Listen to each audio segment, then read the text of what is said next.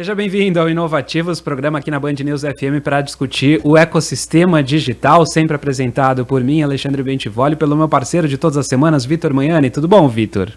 Tudo ótimo, Alexandre. Hoje a gente vai falar de um dos temas que mais a gente vai escutar nos próximos anos, que é cibersegurança.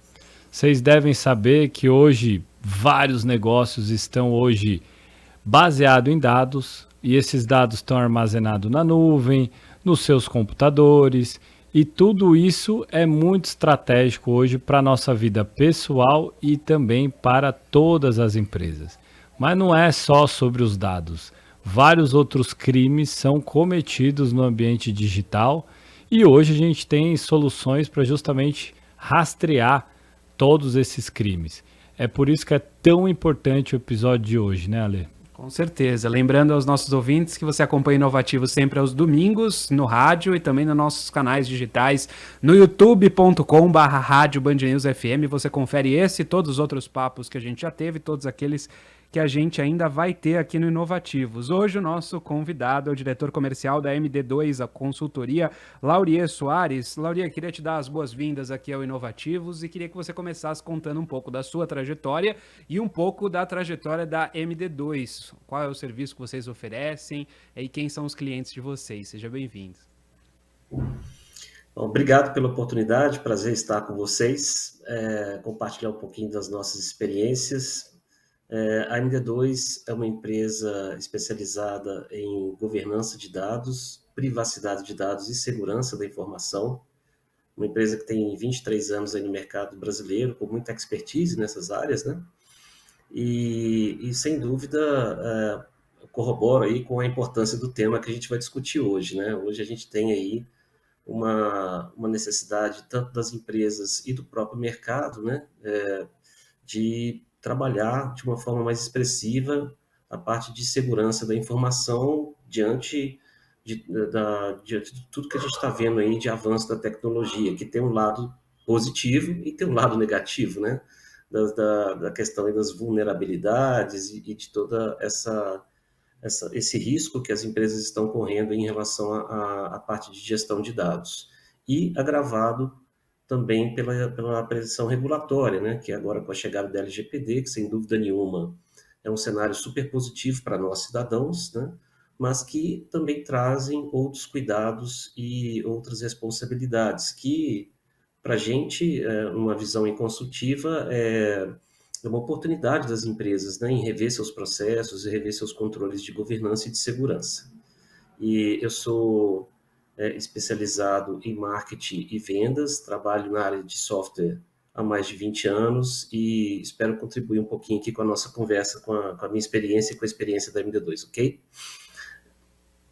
Laurier, a gente vem acompanhando várias novas profissões surgindo a todo momento e muitas pessoas tendo que se adaptar e aprendendo, aliás, no meio do caminho, no meio do processo, dentro da empresa, o jeito de se fazer. A gente faz um paralelo também com cibersegurança. Esse profissional de segurança da informação, ele mudou bastante. Se antes ele ficava numa salinha, porta fechada, ar-condicionado, instala o antivírus e está tudo certo, hoje a gente vê que é um profissional que ele precisa estar em constante atualização sobre as novas tecnologias, porque o dado não está na máquina, lá no CPU, só está na nuvem.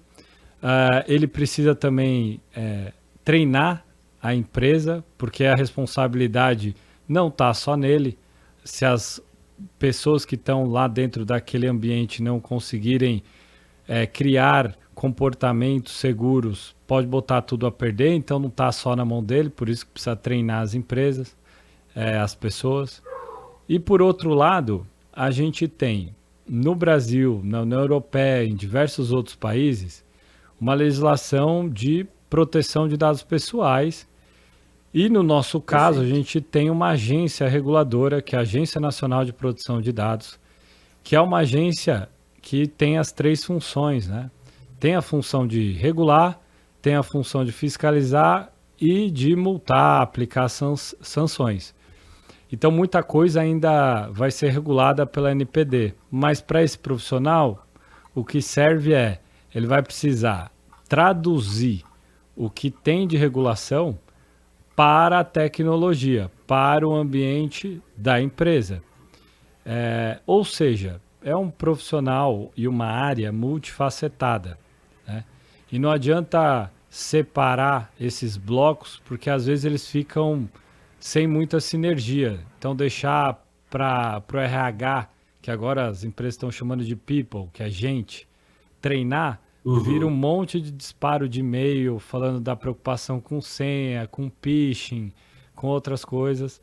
Se colocar a parte do regulatório só na mão do advogado, ele vai falar que está tudo certo, porque ele já definiu o que é dado pessoal, o que não é, pegou o aceite do usuário, e aí na hora de falar com o cara de tecnologia, o juridiquês não casa com a linguagem do profissional de tecnologia, aí vira aquele fuzuê. E é o fuzuê que a gente está vivendo hoje. E aí, por outro lado, a gente vê países como os Estados Unidos que estão investindo dinheiro público numa escola nacional de segurança da informação. E aqui a gente ainda está engatinhando. Eu queria entender de ti exatamente o que você acha que é quais são os principais gargalos que a gente tem hoje no ambiente, vamos dizer, empresarial, e que a gente precisa rapidamente superá-los. O que no Brasil a gente se diferencia dentro desse contexto? Perfeito. Eu acho que você descreveu bem aí o desafio, né? O que a gente tem visto nas empresas e até como uma melhor prática, utilizando como exemplo aí a implantação de um programa de adequação à LGPD, que envolve uma equipe multidisciplinar, né?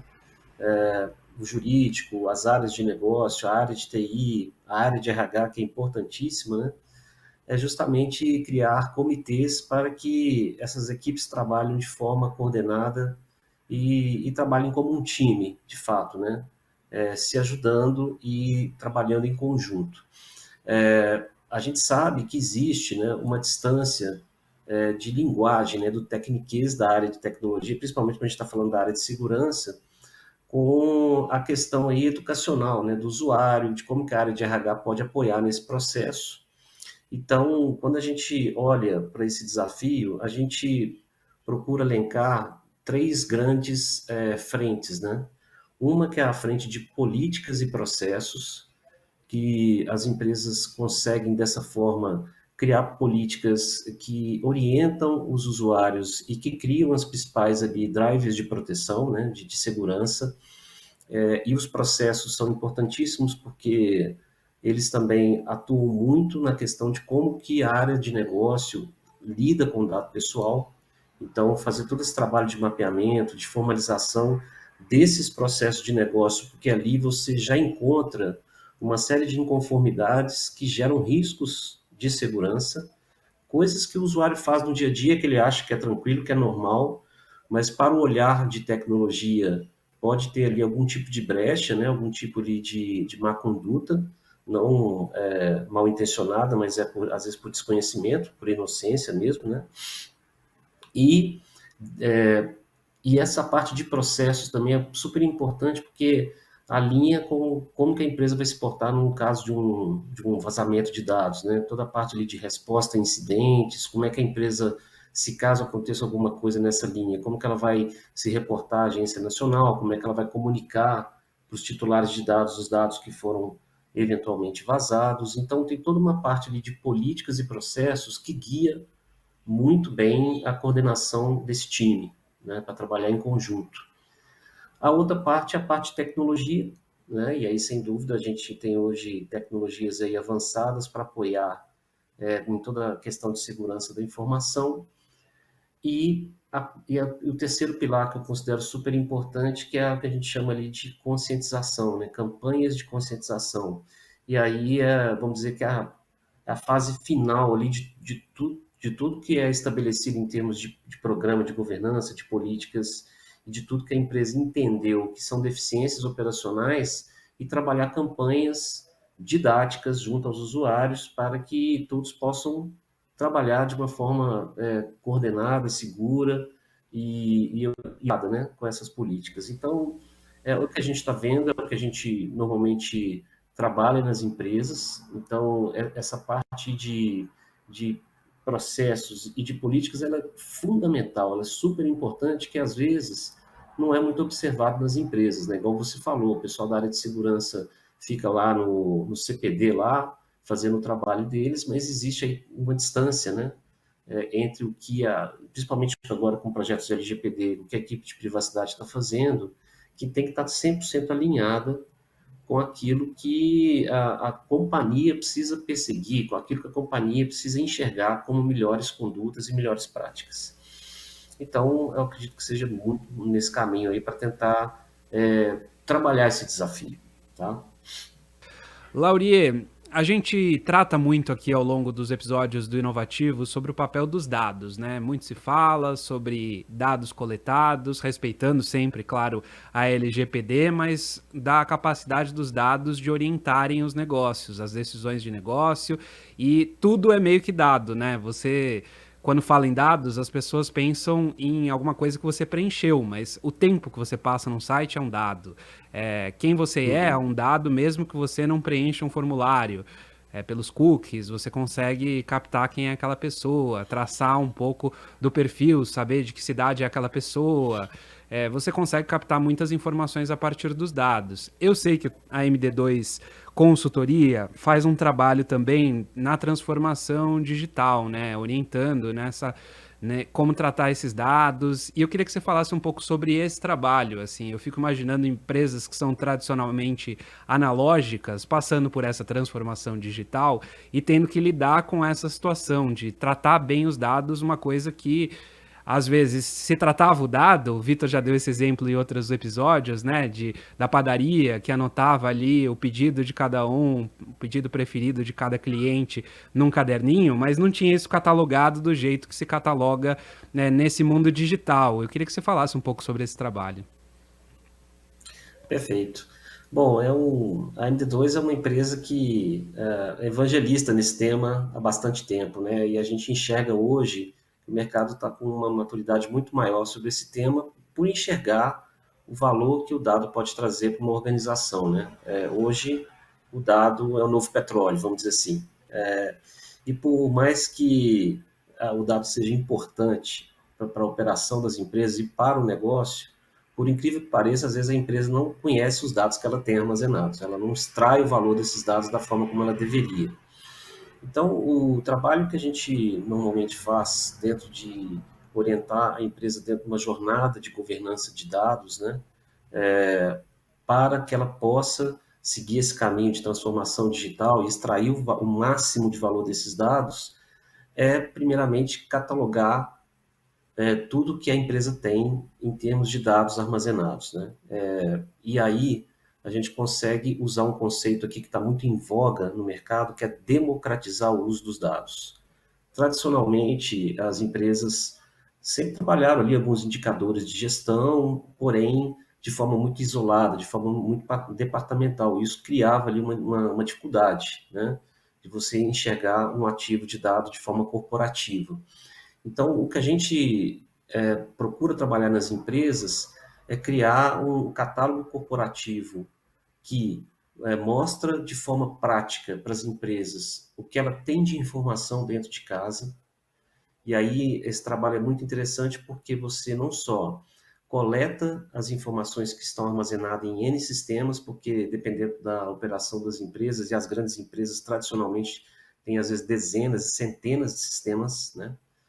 O sistema financeiro, o sistema de RH, o sistema de vendas, o sistema de logística. Então, as informações estão espalhadas, ainda mais agora com essa adoção de sistemas em nuvem, né?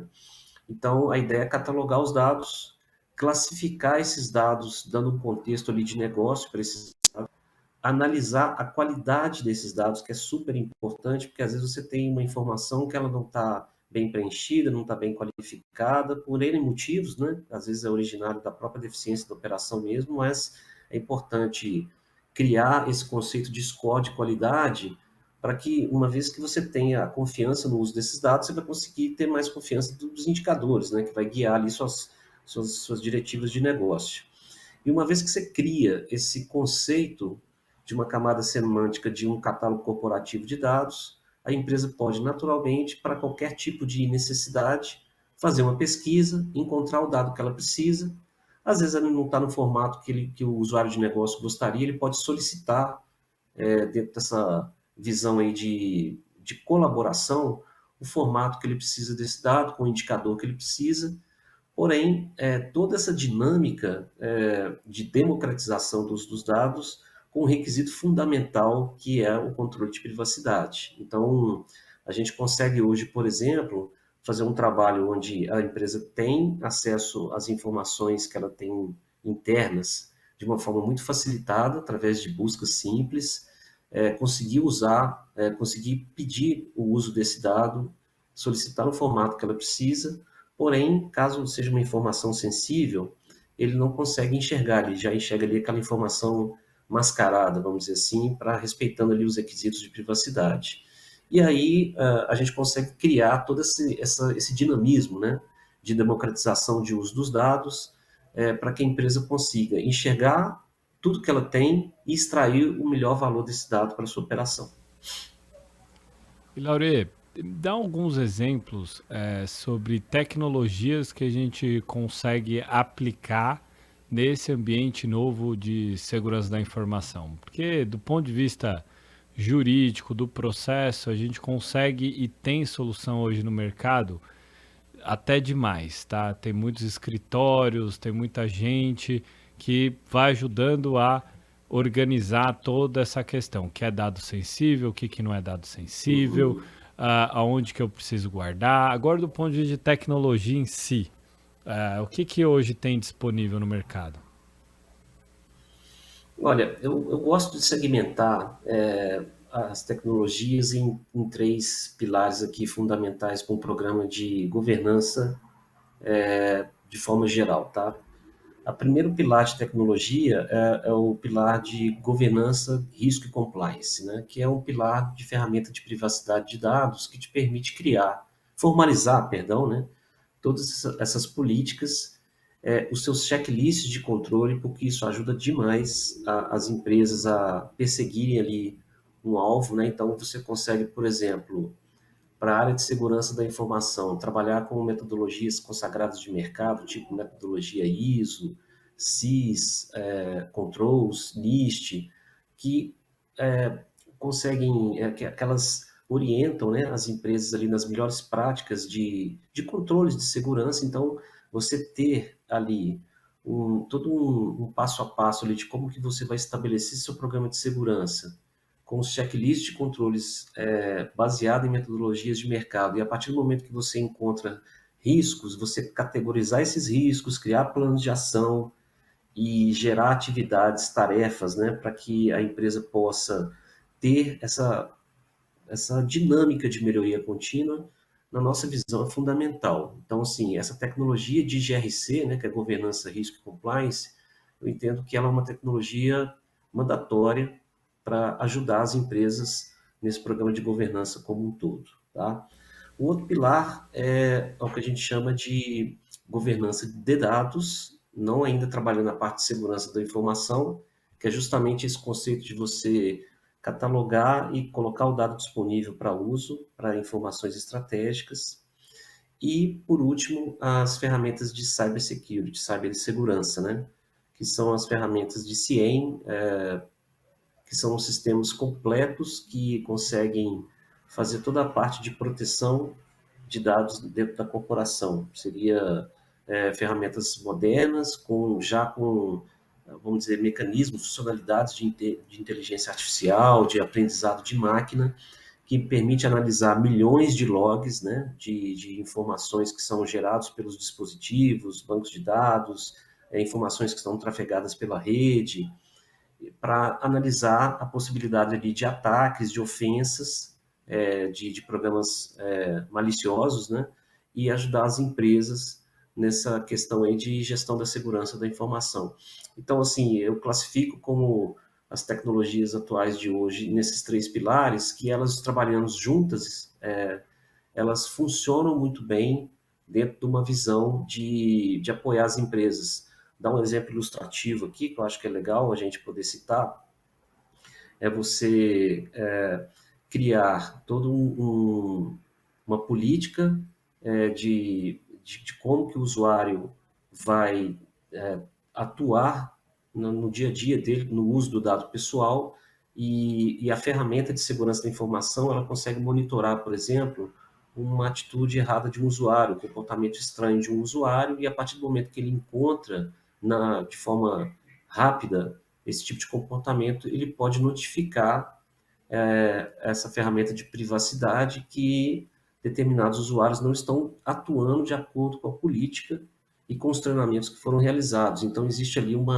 vamos dizer, uma troca de experiências entre o time de segurança e o time de privacidade para atuarem em comum, em prol, né, da melhoria contínua. E isso é uma coisa que as tecnologias ajudam bastante, nessa automatização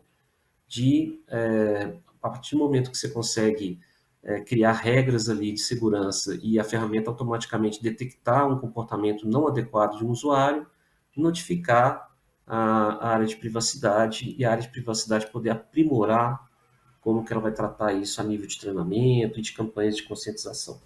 Mauri, seguinte, tudo bem, eu organizei meus dados, criei os processos, estou com tecnologia de monitoramento, mas não teve como, teve um vazamento de dados. O que eu tenho que fazer? Perfeito. Essa é a situação que nenhuma empresa gostaria de passar, mas ela tem que estar preparada para passar por isso, né? Esse é que eu acho que é o grande ponto aqui do seu questionamento, que eu acho que é super rico a gente poder abordar. Olhando para a LGPD, né, a gente olha para a lei e ela fala, né, que a empresa tem que ter mecanismos razoáveis, né, para proteger os dados das pessoas com quem ela se relaciona, mas podem acontecer eventos de vazamento, né, de dados. Então, assim, a empresa ela tem que estar preparada para detectar e encaminhar atividades que permitem, de forma rápida, fazer todo um trabalho ali de resposta a incidentes, né?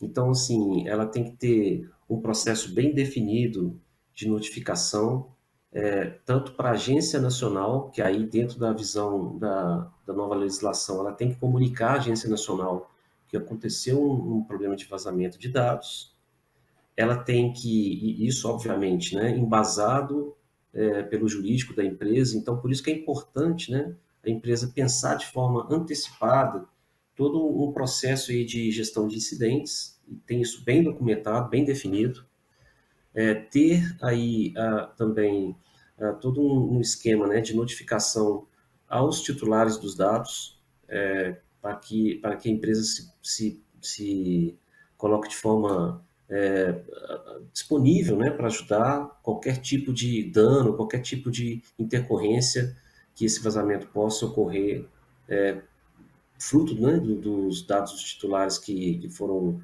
vazados. Então, toda essa preparação ela é fundamental, que cai dentro daquilo que a gente conversou anteriormente, né, de gestão de processos.